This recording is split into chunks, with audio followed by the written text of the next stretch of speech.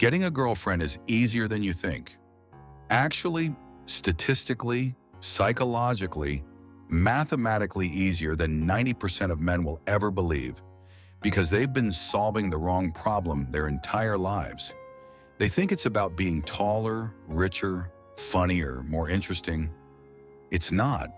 And that one wrong assumption is the reason so many good men, smart, kind, capable men, are sitting alone tonight, wondering what's wrong with them, when nothing actually is. Here's the uncomfortable part. Everything you've been taught about attraction is probably backwards.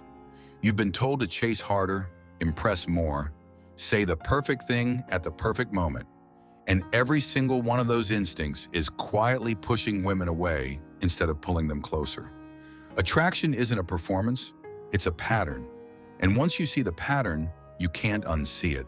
In the next few minutes, you're going to learn 7 psychological shifts, small, specific, almost embarrassingly simple, that change how women actually respond to you. Not tricks, not manipulation, just the real mechanics of attraction, the kind most men stumble into by accident after years of failure. Except you're about to get it laid out for you right now.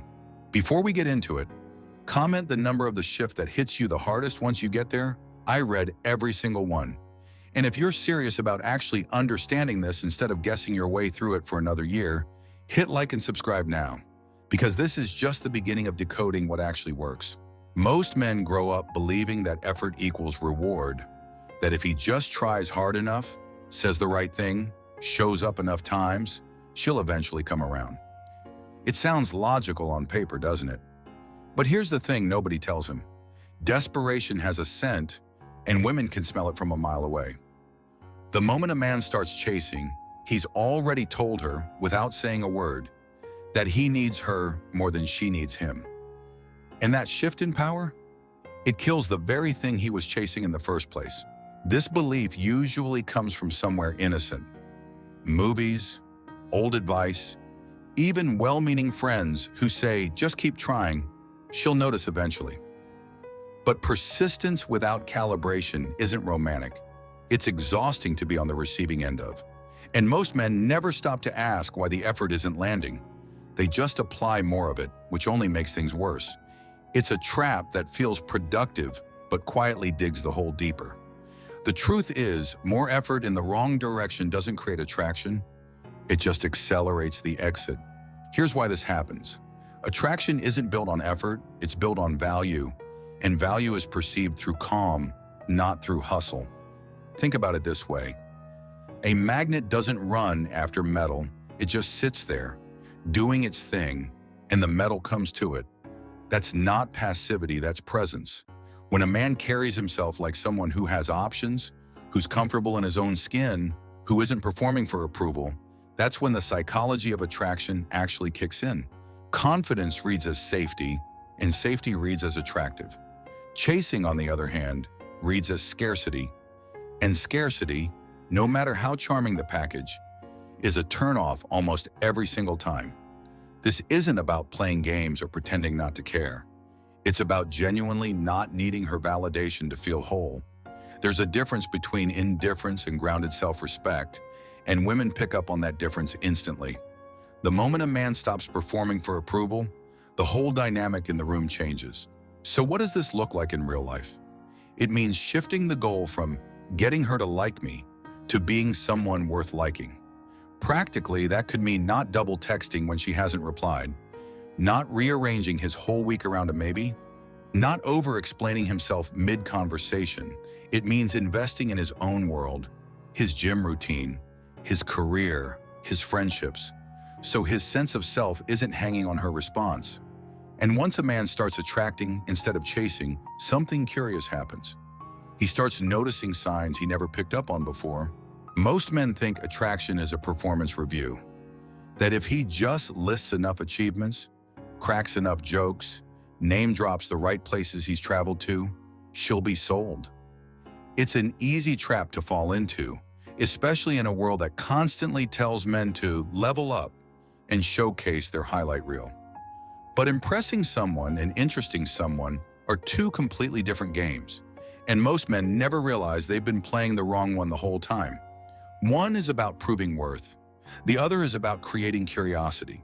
This mix-up usually starts early, from dating advice that treats interactions like job interviews, where the goal is to list qualifications until she says yes. But nobody falls in love with a resume. Nobody feels a spark reading someone's list of accomplishments out loud in a bar. And yet men keep doing it, mistaking information, dumping for connection, wondering why she seems polite but distant. The energy behind the words matters more than the words themselves. Here's the reframe. Impressing is anxious performance. It's begging for approval dressed up as confidence. Interesting is calibrated authenticity. It's giving someone just enough to make them lean in and want more. Think of it like a good book versus a spoiler. A resume-style approach hands over the whole plot in chapter 1. Genuine interest leaves some pages unturned. Women aren't drawn to a complete picture. They're drawn to intrigue, to the sense that there's more beneath the surface worth discovering. This is exactly where dating psychology gets interesting. Attraction often lives in the gaps, not in the details. A man who talks in specifics but doesn't explain everything, who has clear opinions but doesn't need her to agree, who's playful instead of eager to please.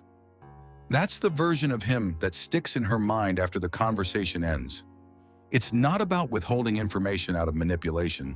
It's about trusting that mystery is more magnetic than a full download. So practically, this means resisting the urge to over-explain. Instead of listing his job title and where he went to school, he might mention something unexpected and let her ask the follow-up question. Instead of trying to prove he's funny, he lets a joke land naturally and moves on without checking if she laughed hard enough. It's a shift from, "Look how much I have to offer," to "Come find out." And once he starts operating from that space, the whole rhythm of the conversation changes. Most men treat conversation like a job interview or a stand-up routine. Either they're firing off question after question, trying to gather intel, or they're performing, talking nonstop about themselves, hoping something lands. Both feel like effort. Both feel exhausting to be on the receiving end of. And most men never realize that the very thing they're doing to keep the conversation going is the exact thing killing it. This pattern comes from nerves more than anything else. Silence feels dangerous, so he fills it. A pause feels like failure, so he rushes to rescue it with another question or another story. But conversation was never supposed to be a solo act or an interrogation. It's supposed to be a rally back and forth where both people are contributing, reacting, building on what the other just said.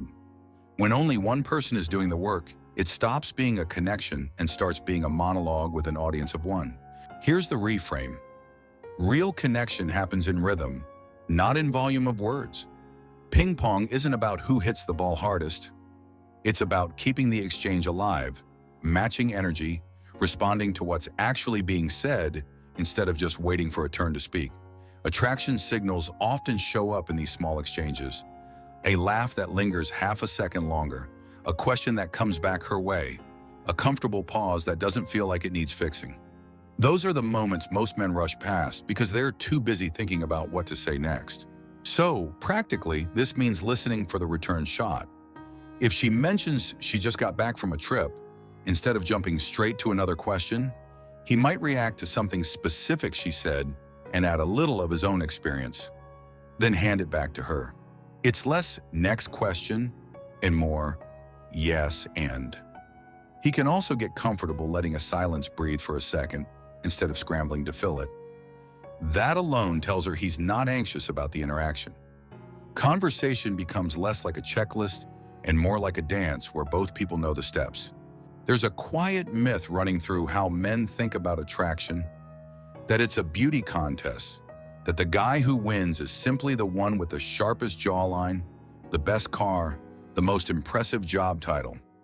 Years get spent chasing an upgraded version of himself, convinced that once the external package is perfect, everything else falls into place. But the contest he thinks he's competing in was never actually running that way. Looks open a door, sure. They rarely keep anyone in the room. Social media, movies, even locker room talk.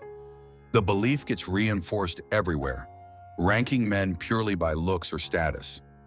Ask any woman what actually made her fall for someone, though, and rarely does his jawline come up. She talks about how he made her feel, how present he was, how he kept showing up in ways that felt steady. The obsession with physical perfection is chasing the wrong scoreboard entirely. Here's the reframe. Attraction isn't a one-time event. It's built through repeated exposure and consistent presence. Something psychology calls the mere exposure effect, where familiarity itself increases liking over time. A man doesn't need to be the most striking person in the room. He needs to be the one who's actually there, again and again, in ways that feel comfortable rather than overwhelming. Proximity, showing up, staying available, being consistent, does more heavy lifting than most men give it credit for. One of the more counterintuitive pieces of dating psychology lives right here. The guy who's a solid 6 but shows up reliably, remembers details, and creates comfort will often out-attract the guy who's a 9 but distant or inconsistent. Lowering his own standards isn't the point.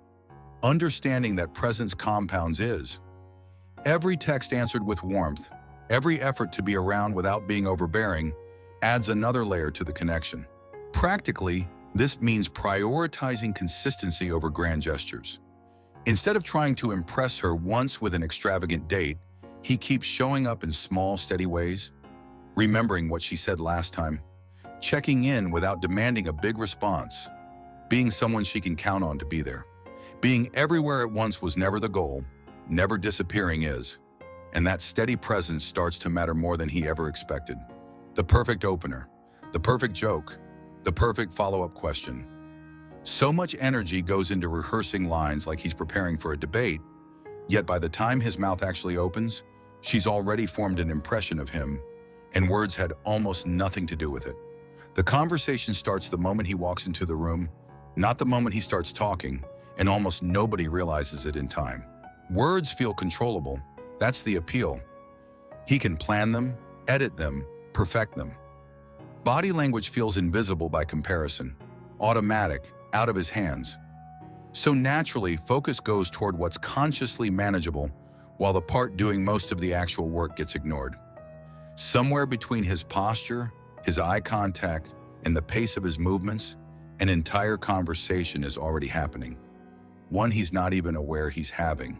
Here's the reframe. Research on nonverbal communication suggests the vast majority of first impressions form before a single word is exchanged. Through posture, eye contact, vocal tone, and pacing. Someone who stands tall, makes calm and steady eye contact, and moves without rushing communicates something no sentence can fake. Ease. Fidgeting, avoiding eye contact, rushing his words. That communicates the opposite, no matter how clever the line that follows it. This is where signs she likes you actually start to show up. In mirrored posture, sustained eye contact, a body angled toward him instead of away. It works both ways. Learning to decode body language isn't just about reading her signals. It's about controlling his own. A relaxed jaw, shoulders back but not stiff, a slower and more deliberate way of moving through a room. These small physical shifts change the entire energy he brings into a space before a single word gets said. Flirting body language is often subtle on both sides. A lingering glance, a slight lean in, a laugh that comes a beat too easily. Most men are too busy planning their next line to notice it. Slowing down is where this starts in practice. Before walking into any social situation, a second spent dropping his shoulders, planting his feet, and breathing replaces the instinct to rush in with nervous energy. Holding eye contact half a second longer than feels natural, without turning it into a staring contest, is a small, learnable adjustment. And these shifts start changing how people respond to him before he ever gets to the clever opener he spent so long preparing. Subtlety feels like safety to a lot of men. Drop enough small hints, laugh at enough of her jokes, show up enough times without saying anything direct, and eventually she'll connect the dots and make the first move herself. It feels lower risk. No rejection, no awkward moment, just a slow fade into, maybe she'll get it. Except that's rarely what happens. She doesn't get it. Or worse, she gets it and assumes he's just not interested enough to say so. This is exactly how the friend zone gets built, not through bad luck, but through ambiguity. Every unclear signal, every hint left unspoken, every "maybe I'll ask her out eventually" adds another brick to a wall that gets harder to tear down the longer it stands. Women aren't mind readers, and most won't risk misreading a signal that was never actually clear in the first place. The hints pile up, the friendship deepens, and the window quietly closes while he's still waiting for the right moment. Here's the reframe. Clarity isn't intense, it's actually relaxing for both people. Stating intention plainly but lightly removes the guesswork that creates awkward tension to begin with. A calibrated, low-pressure direct move signals confidence without demanding anything in return. Grand declarations and dramatic confessions aren't the point. Simply saying what's true is, without hiding behind vague compliments or just checking in texts that never actually lead anywhere. One of the more important attraction signals gets completely misread here. A woman engaging warmly isn't necessarily an invitation to keep hinting. It's often an invitation for him to be clear. Something as simple as, "I'd like to take you to dinner Friday," carries far more weight than 10 weeks of ambiguous flirting ever will. It respects her time, it respects his own, and it removes the exhausting guessing game that ambiguity creates for everyone involved. Retiring the hints altogether is the practical shift. "We should hang out sometime" becomes, "Let's grab dinner Thursday." Liking every story for 3 weeks hoping she notices becomes a direct, low-pressure message that says what he actually means. Rejection stings for a moment, sure, but a lingering friend zone stings for years. And once clarity replaces hinting, "what if" turns into actually finding out. Novelty feels like the fuel attraction runs on for a lot of men. Bigger dates, more exciting stories, a never-ending stream of impressive moments to keep her interested. It seems intuitive. Don't get boring. Keep the spark alive by keeping things new. But that belief quietly burns men out, turning dating into a performance treadmill where nothing ever feels stable enough to actually deepen. Underneath it is a fear that familiarity equals boredom, that settling into a rhythm means losing her interest. So the escalation continues. Topping the last date, performing instead of just being present. Novelty creates excitement, not security though, and without security, attraction has nowhere to root itself. It's a house built without a foundation, impressive to look at, but never quite steady. Here's the reframe. Psychology shows that repeated positive exposure to someone increases liking over time. The same mere exposure effect that made proximity so powerful applied here to comfort instead of presence. Comfort isn't the opposite of attraction, it's the soil it grows in. The inside jokes that build over weeks, the familiar way he says goodnight, the predictable warmth of how he shows up. None of that is boring. It's what makes someone feel safe enough to actually fall for another person. Dating psychology quietly contradicts the assumption most men make here. Women are often drawn to the familiar far more than the flashy. Consistency in how he treats her, the same warmth on a random Tuesday as on the first date, builds something novelty alone never could: trust. And trust is what turns short-term interest into something that actually lasts. Resisting the urge to reinvent himself every time they meet is the practical piece. Small, repeated rituals matter more than grand gestures. A specific way of greeting her, a running joke that only they share, checking in with the same warmth, whether it's a big day or an ordinary one. Consistency, not constant reinvention, is what actually deepens the connection over time. And once comfort takes root, something interesting happens. The thing men were chasing through performance starts showing up on its own. So here's the real question. Which one of these 7 shifts are you actually going to use? Because knowing this isn't the same as living it. You can watch 100 videos like this one and still go home tonight and do exactly what you've always done. Wait, hint, overthink, chase, or you can pick one thing, just one, and actually change how you show up starting today.